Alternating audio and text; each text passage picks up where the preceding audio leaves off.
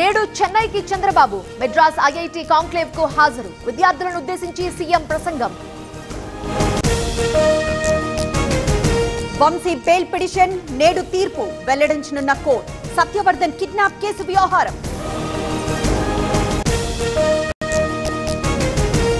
పేలిన gas cylinder 2 తాటాకుల ఇళ్లు దగ్ధం కాకినాడ జిల్లా ఒమ్మంగిలో ఘటన కాశీనాయన ఆలయంలో కూల్చివేతలపై రగడ తమ పాలనలో హిందూ ధర్మం విలసిల్లిందన్న జగన్ అప్పట్లో కూల్చివేతను నిలిపేశామని ట్వీట్ ఆకతాయిల ఆట కట్టించిన పోలీసులు రాజేంద్రనగర్ లో అర్ధరాత్రి తనిఖీలు బైక్ పై స్టంట్స్ చేస్తున్న యువకుల అరెస్ట్ గుంటూరు నుండి తిరుపతికి గుండె తరలింపు మంత్రి లోకేష్ చొరవతో గ్రీన్ ఛానల్ ఏర్పాటు రేణిగుంటకు ప్రత్యేక విమానంలో తరలింపు నేడు సార్ ఇదిగోండి నా రెసిగ్నేషన్ ఎందుకు నేనే జాబ్స్ ని క్రియేట్ చేసి బాస్ అవ్వాలనుకుంటున్నాను ఎలా బాస్ వాలా be the boss Narasaraopet vice MPP ఎన్నిక కోరం లేకపోవడంతో నిన్న వాయిదా కారంపొడిలోనూ ఇవాళే నిర్వహణ ఢిల్లీలో ఇవాళ రేపు TV nine summit what India thinks today పేరుతో నిర్వహణ 21 ప్రాంతాల నుండి పార్టిసిపెంట్స్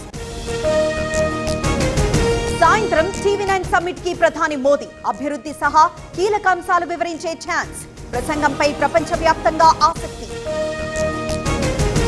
డీలిమిటేషన్ తీర్మానంపై రేవంత్ కి ప్రశంసలు ఇది ప్రారంభం మాత్రమే అన్న స్టాలిన్ యూపీ సీఎం యోగికి చురకలు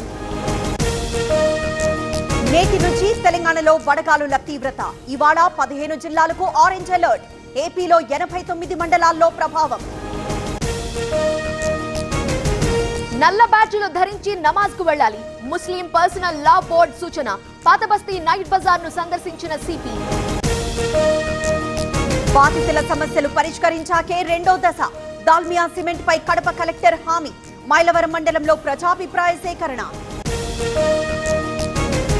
భారత్ లో మైనార్టీలంతా సురక్షితం చొరబాటుదారులకు మాత్రమే బిల్లుతో ఇబ్బంది అక్రమ వలసలపై ఉక్కుపాదం తప్పదన్న అమిత్ షా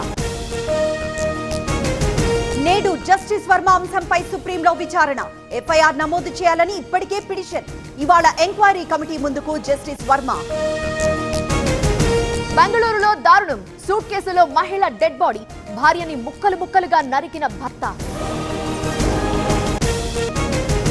ఒకే ఇంజెక్షన్ తో డ్రగ్స్ వాటకం కేరళలో 10 మందికి హెచ్ఐవి బాధితులంతా వలస కూలీలుగా గుర్తింపు చెన్నై వర్సెస్ బెంగళూరు రాత్రి 7:30కు మ్యాచ్ మరో విజయంపై ఇరు జట్ల ఫోకస్